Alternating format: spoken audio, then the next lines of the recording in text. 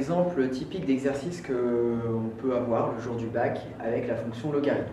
Donc on a la fonction h définie sur 0 plus infini par h de x égale 1 plus ln de x sur x. On nous demande d'abord la limite en 0. Alors, pour ça, on va faire bloc par bloc. Bon, le premier bloc, c'est 1. Bon, la limite, lorsque x tend vers 0 de 1, forcément c'est 1. Il n'y a pas de x, donc 1 c'est une constante, reste 1. La limite, maintenant, de ce bloc-là, la limite, lorsque x tend vers 0, de ln de x.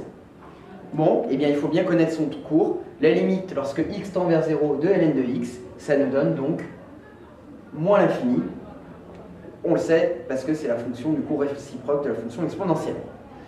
La limite, lorsque x tend vers 0 de x, ça nous donne aussi 0. Attention, dans cet énoncé du bac, c'était pas stipulé en 0 plus ou en 0 moins. Mais comme la fonction ln, elle est définie par définition donc sur 0 plus l'infini, forcément, ça ne peut pas être la limite en 0 moins, parce que sinon, ça voudrait dire qu'on mettrait une valeur négative dans notre fonction logarithme. Donc là, ici, lorsque x tend vers 0, c'est vers 0 plus, et donc la limite, lorsque x tend vers 0 de x, c'est 0 plus.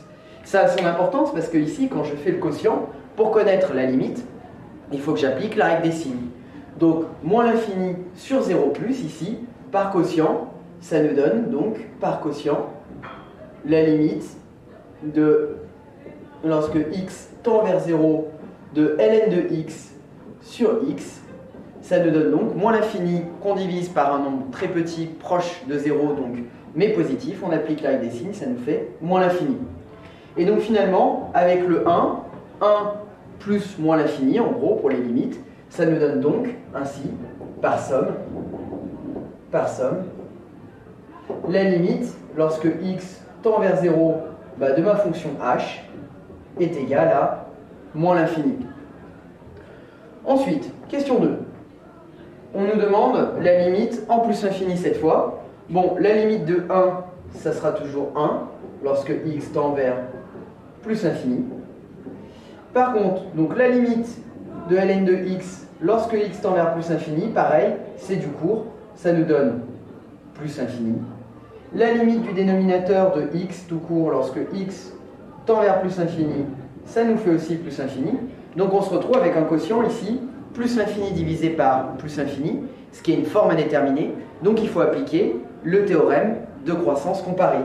Qui nous dit quoi? Qui nous dit que ici c'est ln de x qui va, c'est la fonction logarithme qui va moins rapidement vers sa limite que les termes en x. Donc ça veut dire que c'est notre dénominateur ici qui va beaucoup plus vite vers plus l'infini que la fonction logarithme. Et donc, par théorème de croissance comparée, ça nous donne donc, en fait, 0. Parce que c'est le dénominateur, ici, c'est le dénominateur x qui se rapproche beaucoup plus vite de plus infini.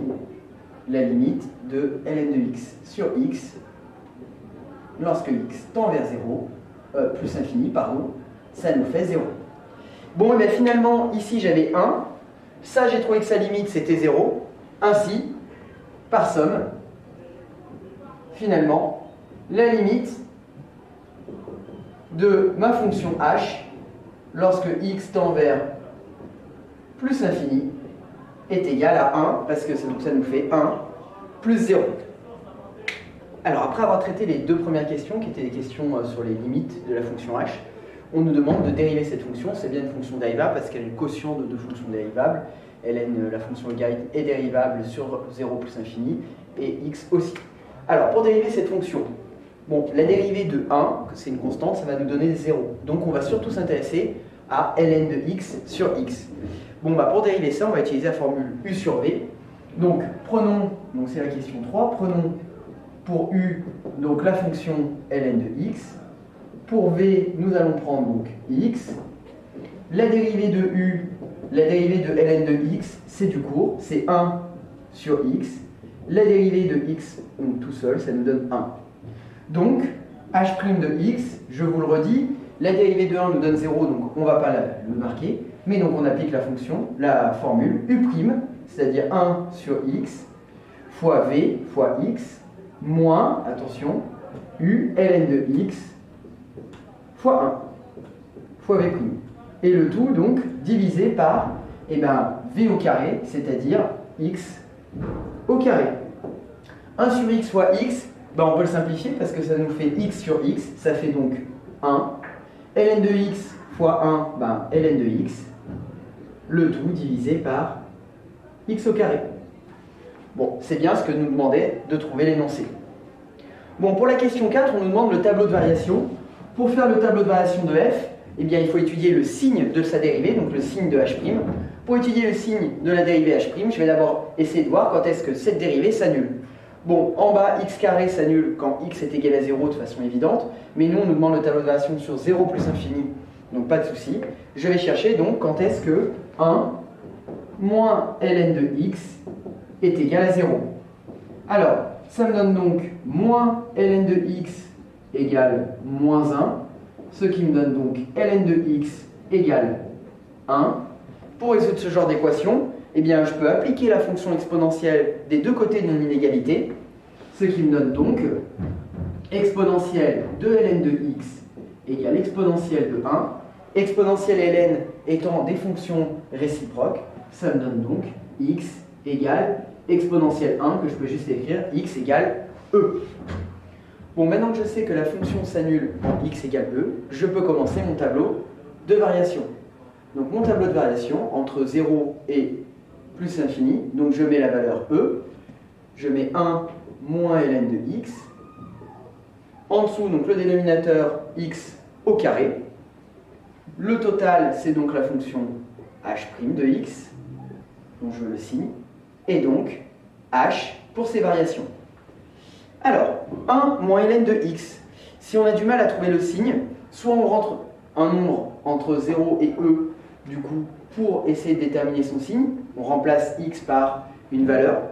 Sinon, on se souvient que la fonction ln dans son cours, la fonction logarithme est croissante, mais ici, puisqu'on la multiplie par un nombre donc, négatif, elle devient donc décroissante. Le 1 ne changera rien, c'est une constante. Donc si elle est décroissante maintenant, elle est forcément positive, puis négative, et s'annule en e. La fonction carré x carré est toujours positive. J'applique la règle des signes, plus par plus, ça me donne plus, moins par plus me donne moins. Et donc ma fonction h est croissante, puis décroissante.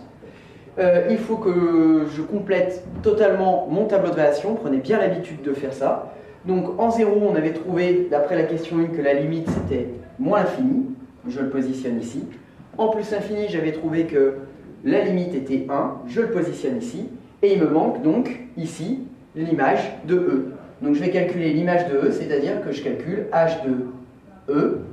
Donc je remplace les x par e, ça me fait 1 plus ln de e sur e.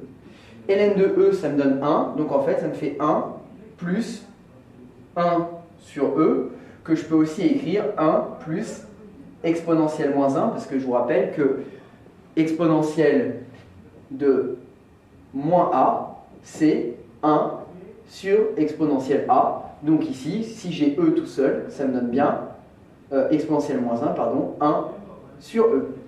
Donc ici, la valeur, je peux la mettre 1 plus exponentielle moins 1. Et voilà, on a donné le tableau de variation complet de la fonction h. La question 5, on me demande de montrer que l'équation h de x égale 0 admet une unique solution dans 0 plus infini. Donc on me demande de démontrer que 0 a un unique antécédent par la fonction h. Donc pour ça, dans cette question 5, on va devoir utiliser le corollaire du théorème des valeurs intermédiaires. Mais donc pour cela, il faut avoir bien fait son tableau de variation à la question 4 et aussi avoir bien calculé les images et placer les limites dans notre tableau de variation. Alors qu'est-ce qu'on remarque d'abord? Intuitivement, on remarque que notre fonction h, en 0, elle est vers moins l'infini, sa limite.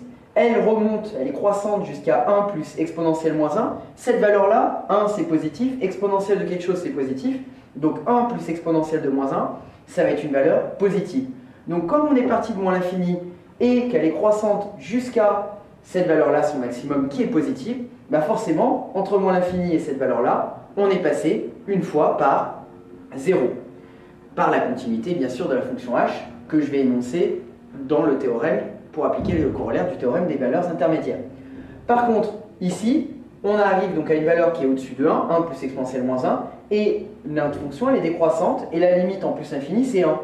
Donc ici, on n'est pas repassé par la valeur 0. Donc on se doute bien que 0 admet un unique antécédent sur 0 plus infini. Alors pour bien justifier ça, il faut d'abord dire que notre fonction h, la fonction h, elle est continue, il faut bien le dire, et donc j'applique le corollaire du théorème des valeurs intermédiaires sur quel intervalle?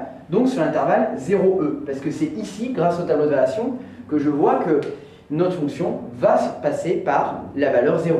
Donc je dis que h est continu sur l'intervalle 0e, d'accord? Pourquoi? Parce que notre fonction h, c'est le quotient de la fonction logarithme, donc d'après le cours elle est continue, par la fonction, une fonction affine qui elle aussi est continue, donc pas de problème, h est continu sur 0e. Deuxième hypothèse, il faut bien dire que la fonction h, elle est strictement croissante. H est strictement croissante sur 0e. Alors pourquoi c'est important de le spécifier? Parce que si elle n'était pas strictement croissante, on pourrait imaginer qu'il y ait plusieurs antécédents de 0, qu'elle redescende pour repasser par 0. Là on est sûr, comme elle est strictement croissante, qu'elle ne va y passer qu'une seule fois.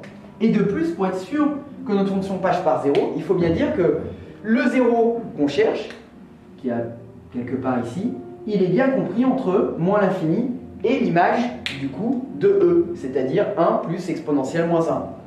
Donc je vais le dire, 0 appartient bien à moins l'infini, 1 plus exponentielle moins 1.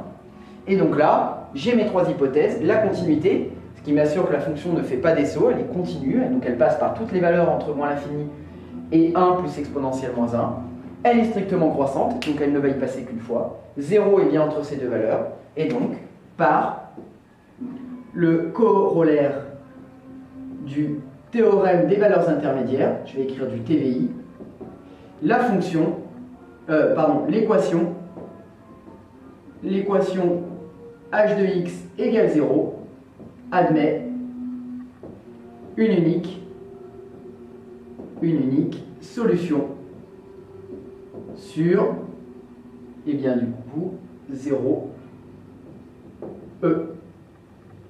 Ok? Et on peut bien sûr dire que sur e plus l'infini, la fonction ne va pas repasser par 0 parce qu'on part de 1 plus exponentielle moins 1 et la limite en plus l'infini est 1. Donc on n'a bien qu'une solution qui se situe du coup sur l'intervalle 0e.